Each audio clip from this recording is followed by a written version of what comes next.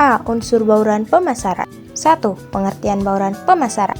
Menurut Catur Erismiati dan Aji Bondan Suratno, 2001-190, marketing mix adalah kombinasi dari 4 kegiatan perusahaan, yakni produk, struktur harga, sistem distribusi, dan kegiatan promosi.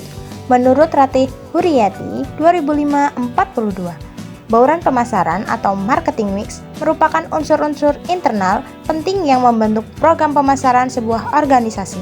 Menurut Indrio Gito Sudarmo, 2008-182, mendefinisikan bauran pemasaran sebagai alat bagi pengusaha untuk mempengaruhi konsumen agar konsumennya dapat menjadi kenal, kemudian menyenangi dan melakukan transaksi pembelian serta akhirnya konsumen itu menjadi puas.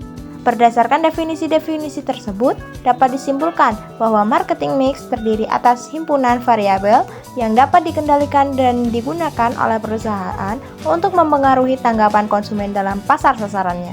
Strategi pemasaran adalah himpunan asas yang secara tepat, konsisten, dan loyal dilaksanakan oleh perusahaan guna mencapai sasaran pasar yang ditujukan atau target market dalam jangka panjang.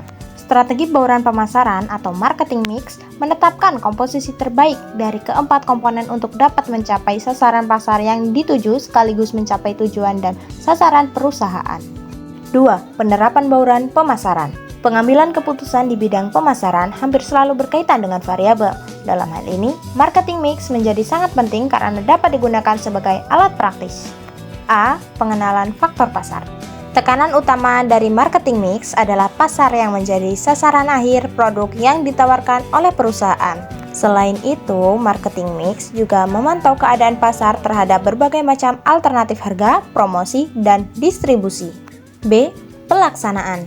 Omset penjualan barang atau jasa bergantung pada aktivitas yang dijalankan oleh perusahaan. Faktor-faktor lain yang mempengaruhi omset penjualan adalah peraturan pemerintah, tingkat persaingan, dan daya beli masyarakat.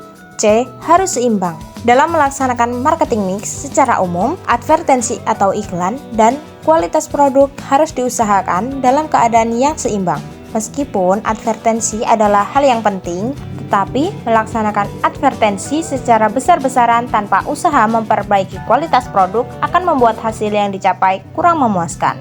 D. Tidak boleh statis. Pada umumnya, perusahaan yang telah menetapkan marketing mix tidak pernah melakukan peninjauan kembali atas penetapannya.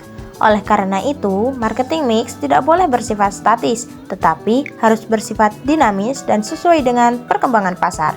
E. Tidak boleh meniru.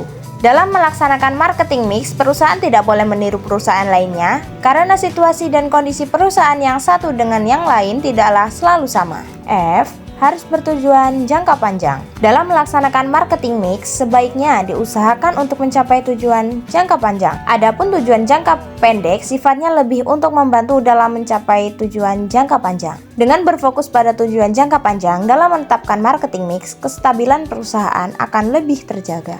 G. Situasi dan kondisi perusahaan. Dalam menetapkan marketing mix, sebaiknya perusahaan terlebih dahulu menetapkan target omset penjualan yang ingin dicapai. Namun, jika dana perusahaan terbatas, marketing mix dapat ditetapkan terlebih dahulu, baru kemudian menetapkan target omset penjualan yang mungkin dicapai.